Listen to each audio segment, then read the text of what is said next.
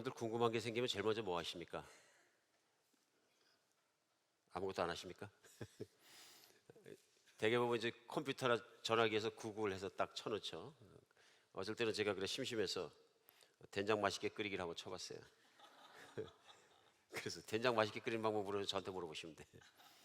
34만 9천 개가 나왔어요. 어떤 게 맛있는 건지 도저히 모르겠는 거예요. 거기서 정보는 많이 나왔는데 먹어봐야 알죠. 맛은 찍어 먹어봐야 하는 건데 도저히 모르겠는 게 다들 자기 자랑을 하시는데, 그래서 진짜 심각한 걸 설교를 준비하다 말고 한번 쳐봤어요. 인생을 바르게 사는 법 쳤더니 1억 3,100만 개가 나왔어요. 엄청난 숫자입니다. 그렇죠? 이 1억 3,100만 개를 제가 다 클릭할 수도 없어요. 이제 그 중에 몇 개를 클릭해보니까 그 중에 나온 것 중에 하나입니다. 최고의 인생은 어떤 것이냐면 미국에서 연봉 받고 독일에서 일하고 프랑스에서 요리 먹고 영국집에 살며 일본 여자를 아내로 사는 인생. 최악의 인생 나왔는데요. 북한에서 월급 받고 한국에서 일하고 영국에서 음식 먹으며 일본집에서 살고 한국 남자를 남편으로 얻은 인생. 제가 이걸 읽다 말고 갑자기 제 아내 얼굴을 확 쳐다봤어요. 그래서 내가 누군가 최악의 인생을 만들어주는데 일조했구나. 오늘 들어가셔서 우리 남자들은 아내에게 사과하시고 감사히 생각하시기 바랍니다. 참고 사라진 것에 고맙고 고맙다. 현대인은 머리가 참 좋습니다. 얼마나 좋으냐 하면요, 제가 어릴 때 우리 앞세에다 사셨던 우리 아버지나 할아버지나 그분들이 몰랐던 것을 구글에만 쳐넣어도 다 알 수 있습니다. 최고의 지식인들만 알았던 지식도 쉽게 공유가 됩니다. 그렇죠? 그 지식인들의 블로그에 들어가면 또 금방 볼 수 있고 페이스북 들어가도 금방 알 수 있습니다. 그리고 오늘날 사는 우리에게 지식의 레벨이라는 건 정말 대단한 것입니다. 그런데 문제는 뭐냐면요, 이렇게 지식이 많이 잊었고 정말로 현자가 된 것 같지만 인생의 공허함은 지식이 높아질수록 점점 더 커지는 거예요. 정말 그런 것 같습니다. 그렇기 때문에 공부를 많이 한 학자도, 한 나라의 정권을 다 쥐고 있던 최고의 정치 지도자도, 모든 인기를 한 몸에 받고 있던 탤런트도 가수도 배우도 자기의 인생을 스스로 포기합니다. 그렇죠? 얼마나 공허했으면 정말로 동정이 많이 갑니다. 얼마나 힘들었으면 그랬겠습니까? 그래, 여러분 다 같이 자살합시다 그런 얘기는 아닙니다. 그러니까 그래서는 안 되고 정말 없어야 되는 일이지만 심지어는 우리 종교의 지도자들도 인생을 포기하는 일을 합니다. 신학자도 합니다. 공허하다는 얘기입니다. 그런데 인생을 절대로 포기하지 않는 종류의 사람들이 있습니다. 누구냐면 IQ 90 이하가 되면 절대로 안 죽는데, 절대로 자살하지 않는데. 무슨 얘기냐 하면요, IQ가 나쁘다고 인생이 불행한 거냐 아니란 얘기입니다. 그렇죠? 오늘 그럼 머리가 샤프하고 천재적으로 좋아지면 꼭 좋은 거 행복한 것이냐, 그것도 아니란 얘기입니다. 복음은 이런 인간이 가지고 있는 본질적인 문제를 해결해 줍니다. 우리가 주일마다 만나서 노마서를 놓고 하나님 말씀을 대하는 것은 하나님 말씀을 단순하게 머리로 공부해서 한 가지 지식을 더 집어넣는 것이 이상할 것입니다. 우리가 하나님 말씀 복음을 들어오는 말미암아서 우리 인생에 걸려있는 이런 문제들을, 이런 허무함을, 죄책감을, 모든 문제를 완벽하게 해결할 수 있다는 것입니다. 그러니까 이렇게 이상 나와 있는, 구글에 나와 있는, 서치 엔진에 나와 있는 해답들 때문에 인생을 바르게 사는 것이 아니라 진실로 세상을 만드시고 그것을 운행하시며 우리와 함께 계신 하나님을 만나는 복음을 알게 되고 믿게 되면, 그래서 예수 그리스도를 주인으로 받아들이게 되면 모든 문제가 해결된다는 것입니다. 이제 신앙인들도 방황하는 인생, 공허한 인생, 허무한 인생, 그것 때문에 몸부림치는 이유 중에 하나는 뭐냐면요, 확실한 인생의 중심을 못 붙잡았기 때문에 그런 것입니다. 아무리 신학자라도 그것은 안 되는 것이죠. 신학자 중에서, 근대 신학자에서 유명한 신학자 카르 바르트라는 분이 계십니다.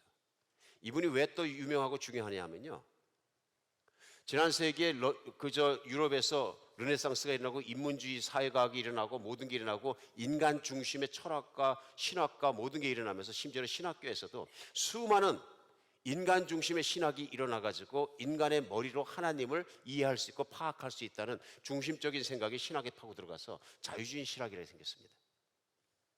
그래서 유럽이 그것을 풍미하면서 성경체계에 대한 권위도 떨어지고 모든 것만 내려놓는, 인간의 머리를 막 찢어버리는 그런 신학의 현장들이 유럽에 있었습니다. 그런 것을 다시 모아서 성경의 권위와 예수 그리스도의 복음을 중심으로 돌아서다 하고 주창하고 나왔던 사람이 칼 바르트라는 사람입니다. 그래서 신정통주의의 시작이라 얘기합니다. 복음주의로 돌아가는 것이죠. 근데 이분이 시카고에 와서 책을 진짜 많이 쓰신 분인데요. 자기 평생에 수만 페이지에 달하는 책을 어떻게 쓰는지 모르겠어요. 제가 계산해 보니까 하루에 수십 페이지씩 써야 되는데요. 또 그것이 책이 됐다는 사실이요. 매일 쓴 게. 놀라운 사람들이 있습니다. 마틴 루터도 그렇고 칼 바르트도 그렇고 천재적인 사람들이죠. 그런 사람이 와서 시카고 신학대에서 신학 특강을 하게 되었는데요. 그 특강이 끝나고 난 다음에 젊은 친구 하나가 집요하게 따르면서 물어봤습니다. 저는 교수님이 쓰신 책을 다 읽어보지도 못했습니다. 신학자인데요, 유럽에. 그런데 정말 몇 권만 읽었는데도 감동적이었습니다. 근데 평생을 그렇게 가르치시고 저술하시고 수많은 책을 쓰시면서 연구하시면서 신학을 연구하시면서 깨달은 가장 중요한 진리가 무엇입니까? 하고 물어봤어요. 그러니까 이 신학자가 껄껄껄 웃으면서 하신 말씀이 Jesus loves me, Bible says so. 주일학교 다닐 때 불렀던 그거 한 절을 딱 불러주면서 예수 사랑하시면 거룩하신 말일세. 찬송가 애들이 부르는 거 딱 불러주면 이게 제일 중요한 걸세. 나머지는 다 변들이고 이것만 알면 된다는 얘기를 하셨다는 얘기를 합니다. 예수님은 나를 사랑하신다. 하나님은 나를 사랑하신다. 그것이 십자가의 복음을 통해서 보여지고 확증되었다는 것 이상의 메시지는 없다 하는 얘기입니다. 신학을 아무리 많이 하고 수만 페이지의 신학책을 썼어도 그 센터의 중심에 예수님과 그 복음이 없으면 아무것도 아닙니다. 인생은 공허할 뿐입니다. 우리 로마서 전체에서 가장 중요한 단어가 우리가 생각하면 무엇이겠느냐 하고 생각하면서 몇 주 전에 In Christ, 예수 안에서 하는 말씀으로 같이 나누었습니다. 오늘도 예수 안에서 과연 내가 무엇을 발견하고 인생을 어떻게 바르게 살 수 있고 이제 인생을 어떻게 내가 정말 최고의 인생을 살 수 있는가 다시 한번 로마서 말씀 안에 찾아가는 시간 갖겠습니다. 오늘은 본문이 그래서 8장으로 옮겨서 8장 5절서부터 15절까지가 본문이었습니다. 이 본문이 시작하면서 육신을 따르는 자는 육신의 일을, 영을 따르는 자는 영의 일을 생각하나니 육신의 생각은 사망이요 영의 생각은 생명과 평안이라 이렇게 시작합니다. 그래서 사람이 살 때 예수 그리스도 안에 사는 사람은 육신을 따르지 않고 영을 따라 살고 육신의 생각을 따라가지 않고 영의 생각을 따라간다 말씀하십니다. 7절은요. 육신의 생각은 하나님과 원수가 되는 이는 하나님의 법에 굴복하지 아니할 뿐 아니라 할 수도 없음이라. 육신에 있는 자들은 하나님을 기쁘시게 할 수 없느니라. 하나님은 나를 기쁘시게 하는 것이 목적이시고요. 나는 하나님 기쁘게 하는 것이 목적이 돼서 하나님과 내가 관계가 바로 된 사람은 하나님을 기쁘시게 하는 인생을 살아야 되는데 육신에 속한 사람은 절대로 그렇게 할 수 없다고 선포합니다. 만일 너희 속에 하나님의 영이 거하시면 너희가 육신에 있지 아니하고 영에 있나니 누구든지 그리스도의 영이 없으면 그리스도의 사람이 아니라. 10절입니다. 또 그리스도께서 너희 안에 계시면 몸은 죄로 말미암아 죽은 것이나 영은 의로 말미암아 살아있는 것이니라. 예수를 죽은 자 가운데서 살리신 이의 영이 너희 안에 거하시면 그리스도 예수 안에 예수를 죽은 자 가운데 살리신 이가 너희 안에 거하시는 그의 영으로 말미암아 너희 죽을 몸도 살리시리라. 마지막 절입니다. 그러므로 형제들아 내가 빚진 자로 돼 육신에게 져서 우리가 빚진 자로 돼 육신에게 져서 육신대로 살 것이 아니니라.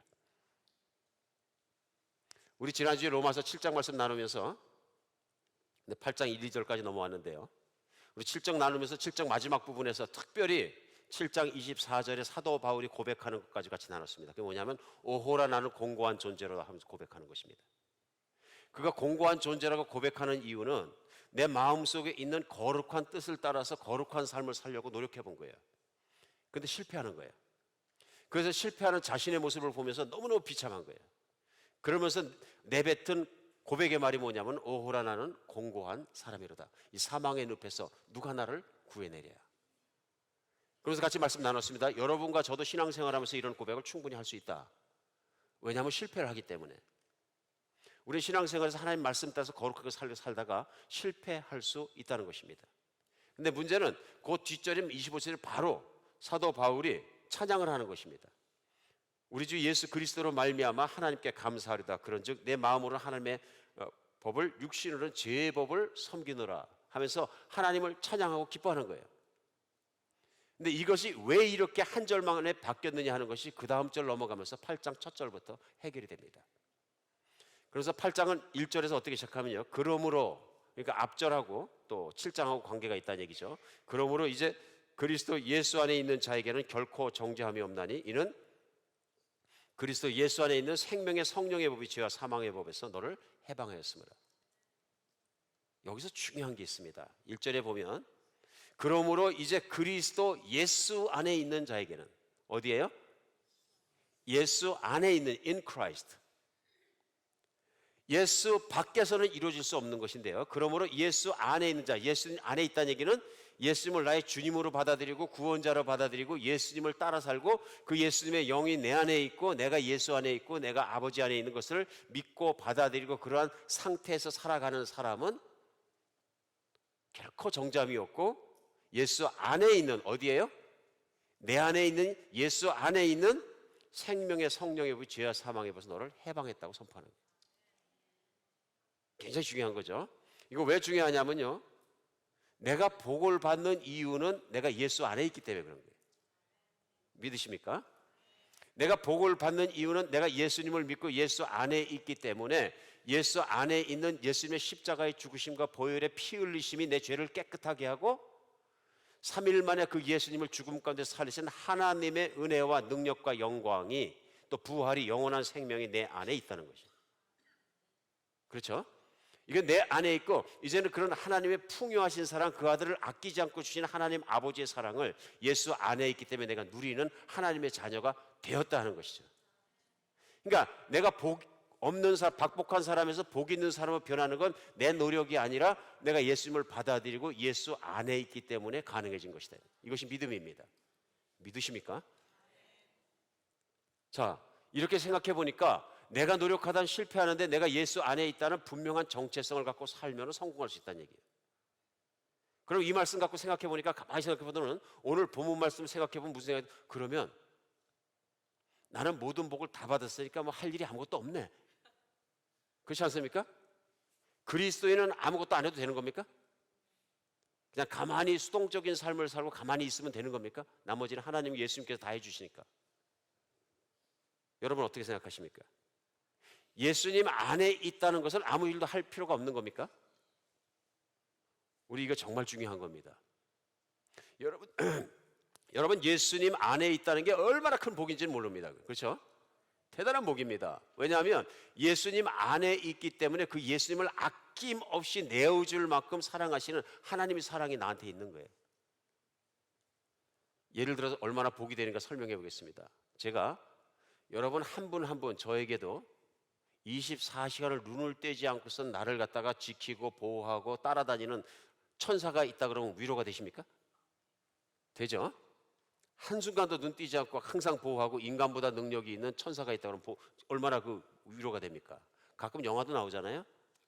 영화도 나오죠. 실제로 그런 것 같아요. 저는 이상하게 요즘에 그런 걸 많이 겪는데요. 지난주에도 신방을 가다가 85번을 남쪽으로 내려가는데 제 1차선에 있는데 2차선에 제 옆에 가는 차가 관심이 생겼어요. 왜냐하면 제가 따라가면서 뒤에서 보니까 운전석에 사람이 없는 거예요. 사람이 없으면 소름 끼칠 일이죠. 근데 옆으로 지나가면서 누가 탔나 이렇게 보니까 키가 작은 남미 자매님이 타고 가시는데 뒤에서 보니까 안 보이는 거죠. 근데 뭐냐 하면 거기다가 이 자매님이 그 전화기를 갖다 귀에다 꼭 끼고 이렇게 운전하시니까 또 쭈그려 가시고 이렇게 가시니까 더 안 보이는 거예요. 근데 뭘 그렇게 심각하게 통화를 하시는지 통화하는데 앞으로는 차가 똑바로 가더라고요.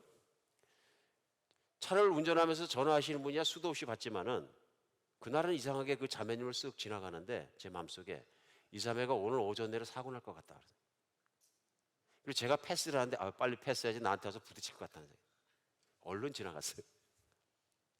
몇 분이 지났습니다. 어디 있는지 모르는 거죠. 한참 지나가서 저는 제 앞길 따라가는데 갑자기 그냥 차가 끼익 하는 소리가 나서 확 보니까 그 자매가 탔던 차가 앞에 트럭이 있고 아마 쓰는 걸 못 봤던 것 같아요. 고속도로에서. 그러니까 오른쪽으로 확 나가려고 틀었는데 이렇게 보니까 그쪽으로 나가다가 차가 갑자기 왼쪽으로 확 오는 거예요.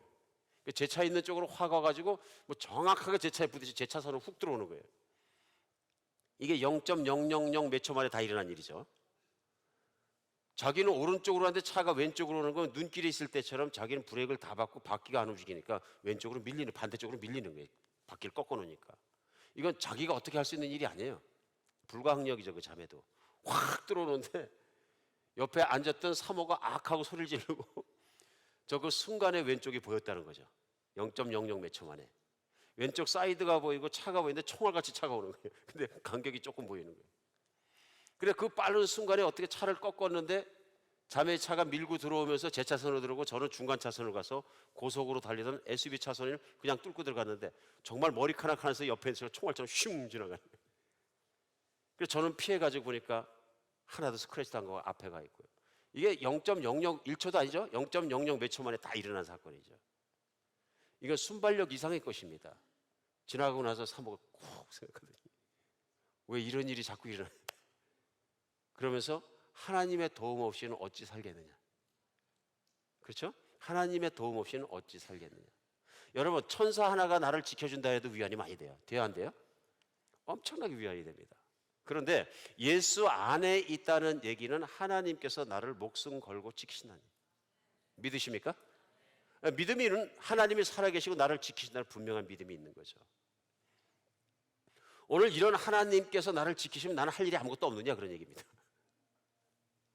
오늘 본문은 그것을 가르쳐 주십니다. 할 일이 없는 게 아니라는 것입니다. 우리가 엄청나게 큰 일을 해야 되는데요.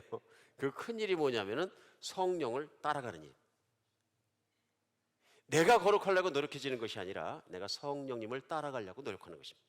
예수 안에 있도록 노력해야 된다는 얘기입니다.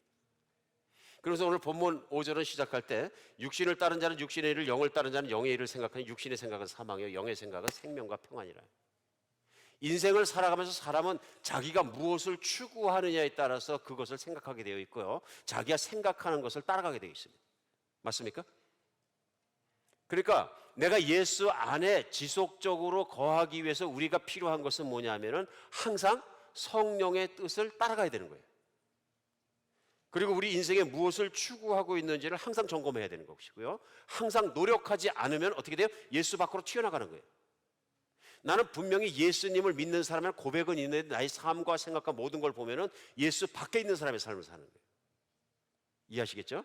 그러니까 노력을 했다가 한 가지를 실패하는 게 중요한 게 아니라 지금부터 전 진짜 중요한 건 뭐냐면 내가 예수 안에 항상 거하느냐는 거지. 그래서 예수님께서도 요한복음 15장에 보면 제자들에게 마지막으로 설교하시면서 다른 거 말씀하지 않았어요. 나는 포도나무여 너희는 가지니 내 안에 거하라. 너희가 내 안에 거하면 열매를 많이 맺을 터이요 하나님께서 기뻐하실 것이다.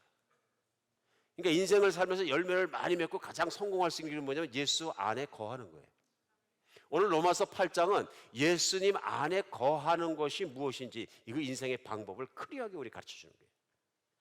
그러므로 예수님을 믿고 예수 안에 산다는 것은 가만히 있는 삶이 아니고요. 예수님 안에 거하기 위해서 노력하는 인생이에요. 그런데 오늘 5절은 무엇을 얘기하냐면 육신을 쫓는 자는 육신의 일을, 영을 쫓는 영의 일을 생각한다 얘기합니다. 그걸 추구한다 이런 얘기입니다. 여러분 그런데 육신의 일이 뭡니까 도대체? 그렇죠? 대관절 영의 일은 뭐고 육신의 일은 무엇이냐 이겁니다. 이걸 갖다가 사도 요한은 예수님께 직접 배우고 나중에 요한 1서를 통해서 클리어하게 한 2절로 정리를 해버렸습니다. 그 정리한 내용이 뭐냐면 요한 1서 2장 16절에 나오는 이 세상에 있는 모든 것이 육신의 정욕과 안목의 정욕과 이생의 자랑이니 다 아버지께로 온 것이 아니라 세상으로부터 온 것이라. 그러니까 육신의 일이 뭐라 그래요? 육신의 정욕과 안목의 정욕과 이생의 자랑. 좀 쉬워지죠? 육신의 정욕이 뭡니까? 우리 모든 분의 생각대로 마치겠습니다. 그러니까 요즘 살다 보면은 우리 미국 분들이 특별히 이렇게 만났을 때 거짓말을 하면 안 되고 진짜로 봤을 때 you are sexy 그러면 되게 좋아해. 한국 분들에게 좀 쓰기가 좀 뭐한데 미국 분들은 나이가 연세가 뭐 60세가 됐든 70세가 됐든 몇 살이 됐든 you are sexy 그러면 좋아해. 뭐 딱이 맞지 않습니다. 한번 해보시면 굉장히 좋아. 추구한다는 얘기예요. 그러니까 한 인생 속에서 자기가 어떤 그 성적인 매력을 잃어버리면 인생이 끝났다고 생각하는 거예요. 그렇죠? 근데 반대로 그럼 한국 사람은 안 그러냐? 뭐 점잖으니까 안 그렇다 그러는지 모르지만 제가 삶의 모습을 보면 거의 많은 초점이 거기 맞춰져 있다. 성형을 하고 돈을 쓰고 명품을 입고 걸치고 입고 뭐 모든 거 하는 것이 다 거기에 관계가 있다. 육신의 정욕. 안목의 정욕, 이생의 자랑 말할 필요도 없죠. 돈을 많이 벌어야 되는 이유도 육신의 정욕이고, 또 내가 공부 열심히 해서 출세해야 되는 이유도 그렇고, 내가 추구하는 것이나 자식에게 강요하는 것이나 다 따져보면 그것들을 추구할 수도 있다, 그런 얘기입니다. 예수님은 사역 초기서부터 제자들을 철저하게 가르친 게 뭐냐면 이거였어요. 육신의 길을 따라가지 마라. 오직 성령의 길을, 하나님 아버지를 기쁘시게 하는 길을 따라가라. 이것이 마태복음 5장의 산상수를 처음으로 말씀하시면서 시작부터 하신 말씀이고요, 끝까지 하신 말씀이에요. 시작부터 하신 말씀이 우리가 아는 것처럼 마태복음 5장에 보면 산상수훈에서 쭉 말씀을 전해주면서 복이 있는 사람 말씀하시고요, 6장 넘어가서 신앙인의 바른 인생의 삶, 또 신앙 삶에 대해서 얘기하시면서 특별히 결론 부분에서 예수님 티칭의 결론을 어떻게 내리시냐면요, 보물을 하늘에 쌓아두라고 했어요. 그래서 마태복음 5장 19절은 제가 읽어드리겠습니다. 이렇게 말씀하세요. 너희를 위해 보물을 땅에 쌓아두지 말라. 거기는 좀과 동록이 해하며 도둑이 구멍을 뚫고 도둑질하니라. 오직 너희를 위하여 보물을 하늘에 쌓아두라. 거기는 좀과 동록이 해하지 못하며 도둑이 구멍을 뚫지도 못하고 도둑질도 못하니. 무슨 얘기예요? 그럼 보물을, 돈을 은행에 쌓지 말고 하늘에 쌓으라는 얘기인데, 하늘에 어떻게 쌓아요? 선행을 함으로. 돈은 쌓으려고 하지 말고 돈은 잘 써라, 그런 얘기예요. 만약 내가 돈을 쌓으려고 하면은 그때부터 붙잡히는 게 있는데 무엇이냐 하면 재물에 내가 붙잡히게 된다, 이런 얘기입니다. 좀 어려워집니까? 오늘 설교 말씀이 어렵지 않았으면 좋겠습니다. 듣기는 쉬운데 생각이 어렵습니다. 그건 나중 문제고. 예수님 말씀 뭐냐면은 내 보물이 있는 그곳에 내 마음도 있느니라 말씀하시면서요, 결국은 24절에 보면 마태복음 6장에요, 한 사람이 두 주인을 섬기지 못할 것이니 혹 이를 미워하고 저를 사랑하거나 혹 이를 중히 여기고 저를 경외하며 너희가 하나님과 재물을 겸하여 섬기지 못하느니라. 사람은 구조적으로 돈을 따라가든지 하나님을 따라가든지 둘 중에 하나를 따라간다, 이런 얘기예요. 그렇죠? 그러면서 말씀하실 때 뭐냐면 돈을 따라간, 하나님을 섬기는 게 돈을 따라간다는 증거가 무엇이냐면 너희 안에 있는 염려라고 얘기하십니다. 그러면서 너희에게 목숨을 위하여서 무엇을 먹을까, 무엇을 마실까, 몸을 위하여 무엇을 입을까 염려하지 마라. 내 안에 염려가 있기 때문에 그 염려가 나의 두려움이 돈을 따라가게 만들고요, 돈이 쌓여 있으면 안정감을 느끼고 돈이 없으면 버들버들 떨린다는 얘기입니다. 떨린다는 얘기예요. 그러면서 말씀하시는 거, 우리가 잘 알고 있는 공중에 있는 새를 봐라. 씨를 뿌리냐 모아들이기를 하냐 아무것도 안 하는데 누가 먹이냐? 하나님께서 자연을 통해서 먹이시지 않냐? 두 번째 뭐냐면 들의 백합을 봐라. 솔로몬이 그렇게 부자이고 세계에서는 보석과 모든 걸 몸을 치렁치렁 감쌌어도 들에 있는 백합화 한 가지 옷을 입힌 하나님이 입히신 것만 못하지 않느냐? 자연스럽고 화려하고 멋있고 온갖 명품이잖아요. 명품 중에 명품 아니냐, 그런 얘기.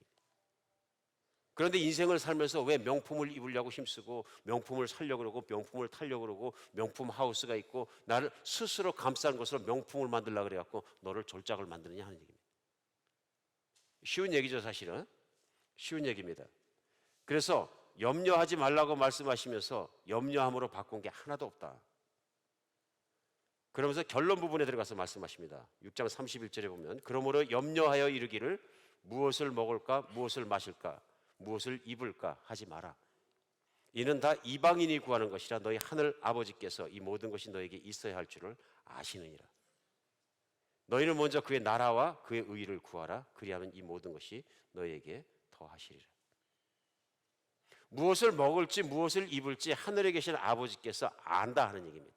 내게 필요하지. 그러니까 하나님을 따르는 사람, 예수의 제자들, 예수님을 따르는 그리스도인들은 일도 하지 말고 돈도 벌지 말고 아무것도 하지 말라는 얘기입니까? 아닙니다. 아닙니다. 가장 중요한 것은 내가 무엇을 추구하느냐는 1번 추구하는 것을 결정하고 그것을 집중적으로 추구하며 살아가다 보면 나머지 것은 1번이 바르게 결정되면 나머지 것은 하나님이 채워주신다는 그런 말씀입니다. 그러니까 예수님을 잘 믿고 신앙생활 잘하는 그리스도인은 길거리에서 구걸의 삶을 살고 열심히 돈 벌지 말라 이런 얘기가 아니란 얘기입니다. 그렇죠? 근데 중요한 건 뭐냐면 무엇을 먼저 구하느냐 하는 것입니다. 내가 인생에 추구하는 것이 육신의 정욕, 안목의 정욕, 이생의 자랑에 속한 것이냐 세상에 속한 것이냐 아니면 하나님이냐는 것입니다. 내가 하나님을 추구하고 하나님의 의와 그분의 나라를 추구하게 되면은 나머지 건 내가 살다 보니까 먹고 사는 문제도 해결해 주시고 사업도 해결해 주시고 자녀의 교육도 해결해 주시고 해결해 주신 것이 돌아보니까 은혜와 감사로 넘치게 된다는 얘기예요. 거지로 산다거나 안 먹고 산다는 얘기가 절대로 아닌 거죠. 그렇죠? 그러나 내가 잘 먹고 잘 사는 것이 인생의 추구하는 것이 아니라는 것입니다. 사람은 어쩔 수 없이 자기가 추구하는 목표가 있으면 그것의 생각으로 가득 차 있습니다. 그러니까 지금 현재 여러분과 제 생각이 무엇으로 가득 차 있는가 보면은 그것이 납니다. 근데 신앙의 현주소인 거죠. 내가 온전하게 예수 안에 있는지 아니면 세상에 들어가 있는지는 내가 무엇을 생각하느냐, 무엇을 추구하느냐, 무엇을 마음에 먹느냐 하는 것입니다.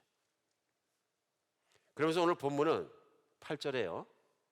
8장 8절의 로마서에 육신에 있는 자들은 하나님을 기쁘시게 할 수 없느니라. 이게 기가 막힌 겁니다. 하나님의 나를 지으신 목적은 나를 기쁘시게 하는 겁니다. 하나님은 그 막강한 능력과 그 모든 것을 다 가지고 나를 향한 목적은 무엇이냐면요, 나를 기쁘게 하시는 거예요. 내가 기쁘게 되기 위해서는 먹고 자고 살고 영원히 살고 아프지 않고 그 다음에 행복하고 모든 것이 다 채워져야 합니다. 하나님도 아십니다. 그래서 하나님은 그 영원히 살아가는 문제와 모든 문제를 그 아들 예수 그리스도 십자가에 못 박기까지 해결해 주시고 최고의 관심이 뭐냐면 내가 잘 사는 거예요. 믿으십니까? 근데 그것이 언제 이루어지냐면요, 인턴 반대로 내가 하나님을 기쁘시게 하기 위해서 노력할 때. 그러니까 예수 안에서 예수와 내가 한 마음이 됐다는 얘기는 뭐고 하나가 됐다는 얘기는 무엇이냐면요, 예수님이 추구하시는 게 뭐냐, 아버지를 기쁘시게 하는 거예요. 그 아버지를 기쁘시게 하는 것을 추구하고 그분을 따라가고 그분을 사랑하고 내 마음의 깊은 곳에부터 따라가고 추구해야 그분이 내게 원하는 모든 것이 내게 이루어지는 거죠. 내가 갑자기 예수를 믿는다고 입으로는 고백했는데 삶이나 생각하는 추구하는 것은 예수 밖에 있어요. 그렇죠? 예수님은 여기서 밖에 있어요. 예수 안에서가 아니고요. 그러면 어찌 하나님의 복을 누리겠느냐 이런 얘기예요. 예수 안에서 하나님의 기쁨을 추구하고 하나님의 뜻을 따라가고 하나님의 뜻을 따라가기 위해서 예수님은 십자가를 못 박혀 죽으신 거죠. 정말 그렇습니다. 우리 인생 속에서 어떻게 하면 인생을 똑바로 살 것이냐 하는 것 분명히 생각해 볼 것이 있습니다. 성경에 나와 있는 길은 하나밖에 없습니다. 예수 안에서 사는 것입니다. 예수 안에서 살도록 전 인생을 최대한 노력하는 것입니다. 이건 저절로 되는 것이 아니고요, 예수를 처음 믿고 예수님이 나를 찾아오시고 성령이 오시는 것은 하나님의 은혜로 이루어질 수 있습니다. 그러나 내가 예수를 믿고 예수 안에 거하는 것은 그냥 되는 것이 아닙니다. 내가 예수 안에 거하기 위해서 노력해야 되는 것입니다. 그럼 오늘 어떻게 된다 그러니까 영을 따라가라 그러잖아요. 영을. 우리 안에 있는 영, 우리의 영을 장악한 분이 누구야 된다? 성령님이시된다. 이게 중요한 거죠. 그럼 그렇게 따라가기 위해서 우리가 할 일은 뭐냐면요, 성령이 충만해져야 되는 거예요. 하나님의 영이 충만해져야 예수의 영이 충만해지고 예수님을 사랑하게 되고 예수님을 따라가게 되고 예수님 안에 풍성하게 충만하게 거하게 된다 이런 얘기입니다. 그러니까 우리 신앙생활에서 인생을 살면서 우리에게 가장 큰 문제는 돈이 부족한 것도 건강이 부족한 것도 어떤 관계가 문제가 있는 그것도 아니고 내가 성령이 충만하지 못해서 예수 안에 충만한 믿음 가운데 거하지 못하는 게 문제가 되는 거죠.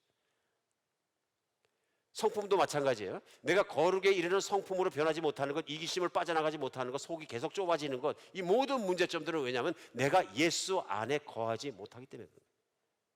자꾸 육신의 생각을 따라가니까 열매가 사망과 악한 열매만 자꾸 맺게 되는 거죠.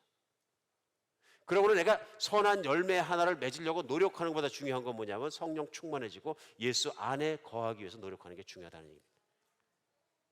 오늘 본문 말씀은 인생의 최고의 길은 예수 안에 거하는 것이고 그 예수 안에 거하는 길은 성령 충만한 길이라는 걸 다시 한번 가르쳐 주시죠. 그럼 오늘 다시 한번 생각해 보면 어떻게 하면 성령 충만하게 예수 충만하게 예수님 안에 거할 수 있습니까? 성령 충만한 길은요, 기도에 힘써야 합니다.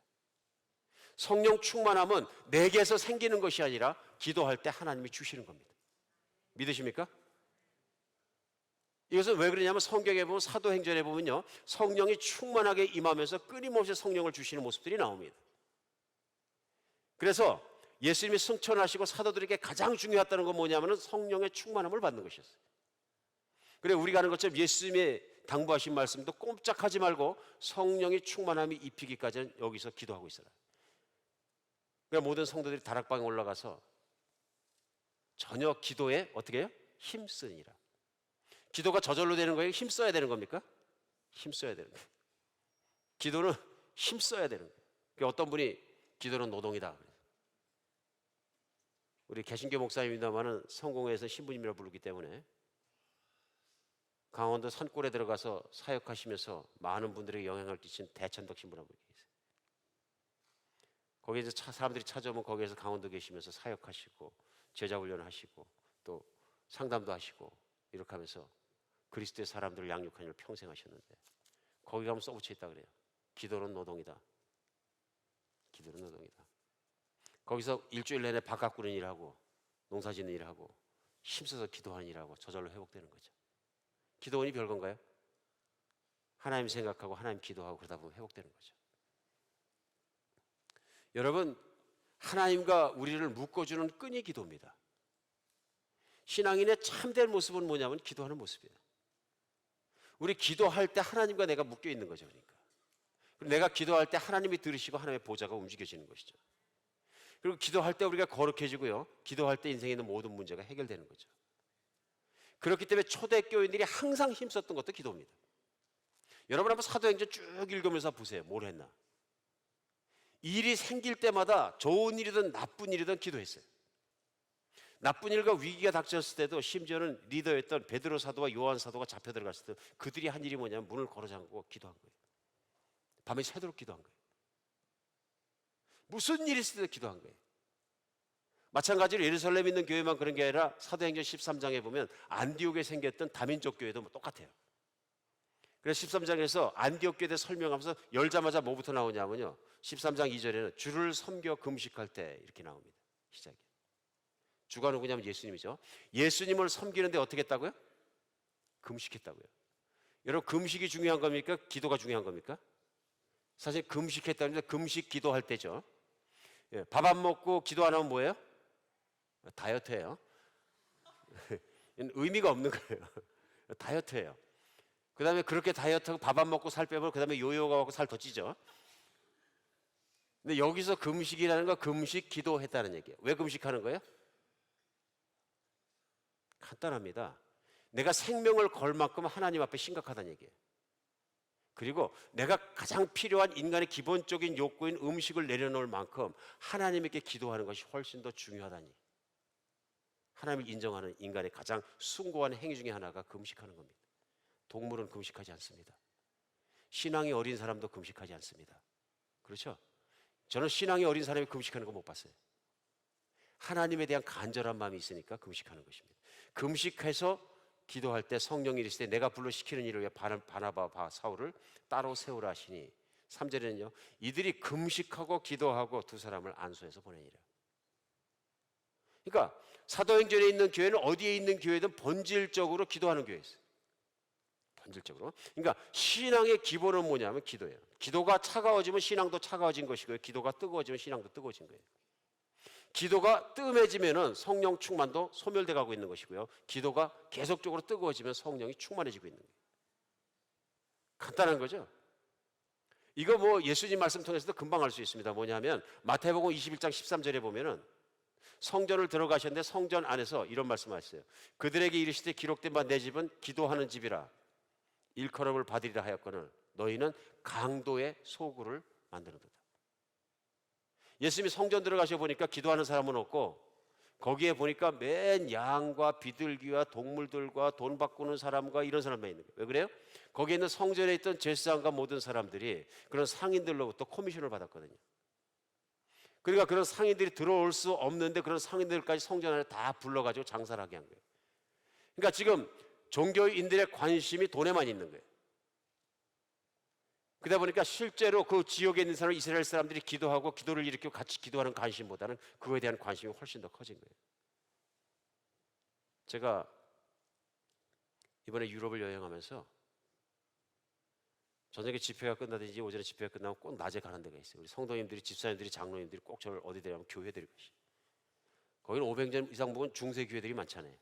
또 오늘까지 있는 거의 다 오늘까지 열려있는 교회들인데요. 그것이 뭐 천주교회든 개신교회든 공통점이 있습니다. 들어가면 우선은 치장이 아름답습니다. 두 번째는 촛불이 있습니다. 가는 데마다 촛불이 뭐 몇십 개에서 몇백 개까지 쫙 불이, 여러분 영화에서도 많이 보시죠? 촛불이, 조그만 촛불에다가, 요즘에는 그 알루미늄에다 해가지고 조그만 초가 이렇게 불이 쫙 붙어 있어요. 그 뒤에 가서 제가 교회에 앉으실 때마다 생각해서, 아, 우리 집에 가면 우리 교회도 촛불 켜야 되겠다. 이 촛불이 무슨 뜻이에요? 기도가 하늘로 올라가겠다는 뜻이에요. 기도가. 어떤 사람의 소원이, 어떤 사람의 마음이 거기에 담겨져서 타고 있다는 얘기, 하나님 앞으로. 그런 뜻이거든요. 기도예요. 기도의 형상인 거죠. 몇 교회를 다니다 보니까 가만히 앉아있는데 교회 가면은 촛불 켜야 되겠다 그 생각이 없어지는 거예요. 그리고 왜 그러냐면은 촛불이 켜져 있는 옆을 가보니까 항상 뭐가 있냐면 헌금통이 있고, 헌금통에는 한 개당 1유로입니다. 딱 써 있어요. 근데 어느 교회 가도, 어느 나라에 가도 공정가가 1유로야. 1유로. 1.5불이죠. 그걸 보면서 마음이 힘들어졌어요.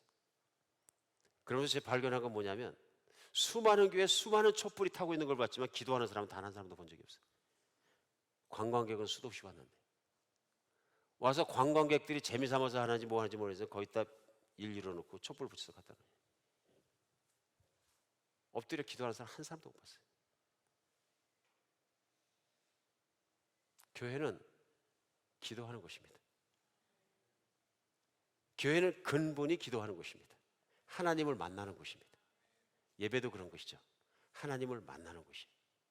근데 교회가 교회되는 것은 바로 그 근본으로 찾아가는 것인데, 교회에 기도가 없어지면 다른 것이 들어옵니다. 오늘 중세에도 마찬가지고요. 교회에 기도가 사라지면 그 자리에 뭐가 들어오면 돈이 들어옵니다. 물질이 들어오는 거죠.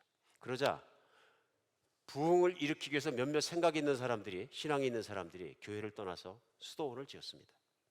그리고 수도원에서 수도사끼리 살기 시작하면서 정말로 투박한 옷에다가 성경 한 권 모포 한 장 들고서는 일생을 살았습니다.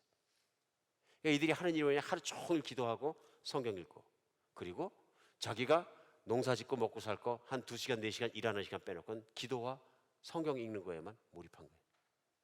사람들이 보니까 그전에는 교회 가서 이거 기도해 주세요, 이렇게 기도 제목도 쓰고 드리고 그랬는데, 가만히 보니까 교회는 자꾸 부자가 되고 기도를 안 하는 것 같은 거예요.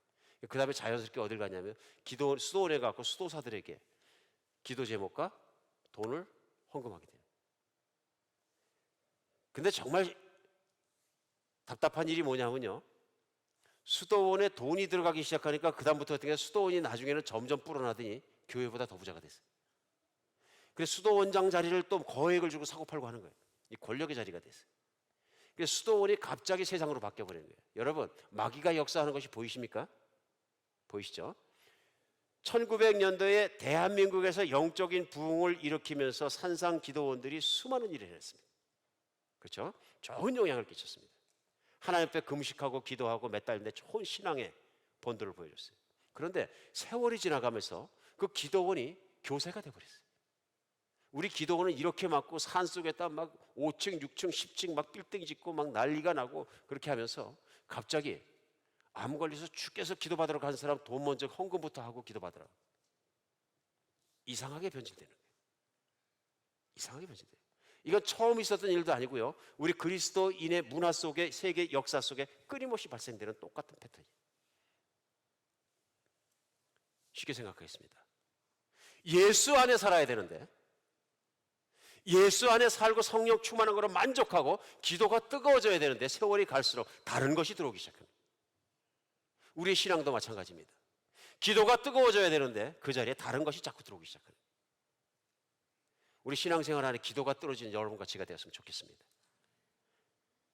저는 하나님께 기도합니다. 하나님, 저희 신앙을 회복시켜 주시옵소서. 다른 건 몰라도 미치도록 기도하고 싶게 해주시고 미치도록 기도하게 해주시옵소서. 저는 한배적교회가 그런 면에서 다른 어떤 교회가 되는 것보다도 기도하는 교회가 되었으면 좋겠어요. 한비전 기도원, 교회이기 이전에 한비전 기도원.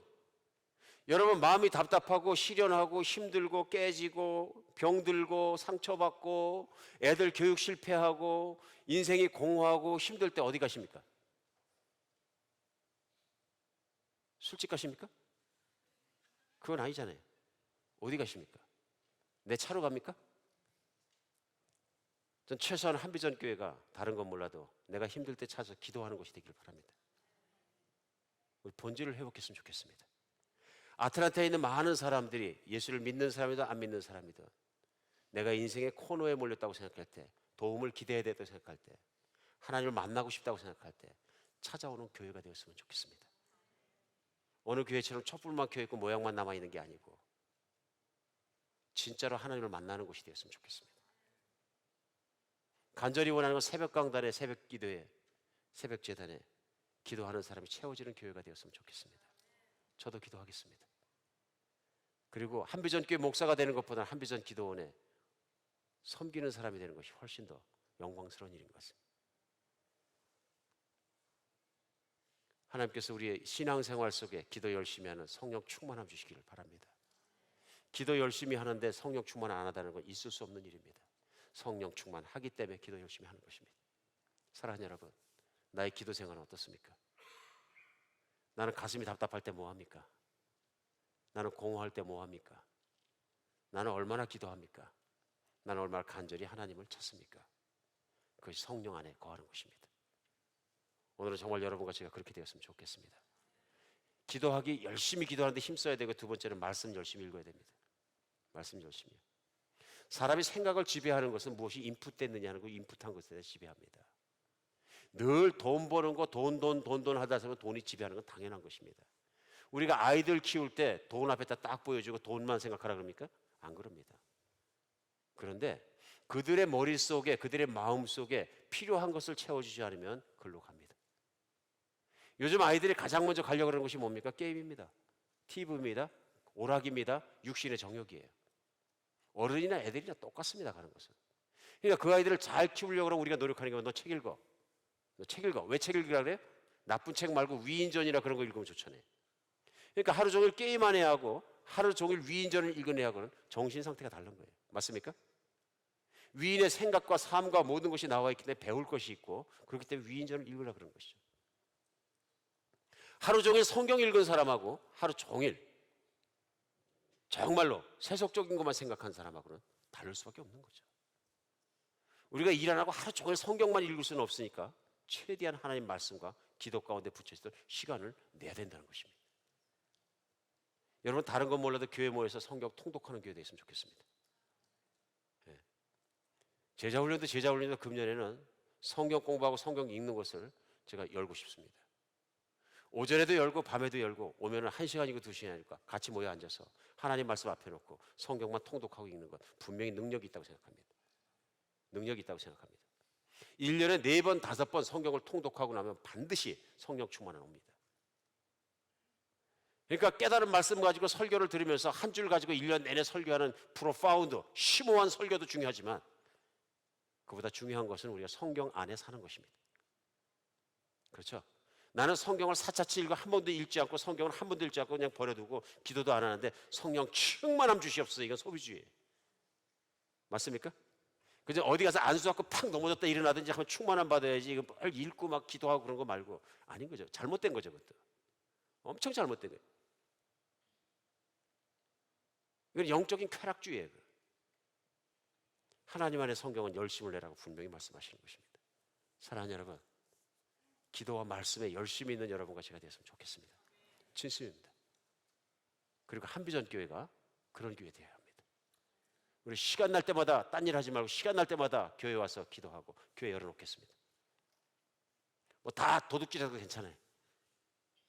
그게 중요한 게 아니고, 물건 하나 지키는 게 중요한 게 아니고, 진심으로요, 한 명이라도 기도하는 게 중요한 게, 하나님 만나는 게. 여러분의 가정이 기도와 말씀으로 회복되기 바랍니다. 우리 교회가 기도의 말씀으로 깨끗해지고 회복되었으면 좋겠습니다. 기도하겠습니다. 하나님,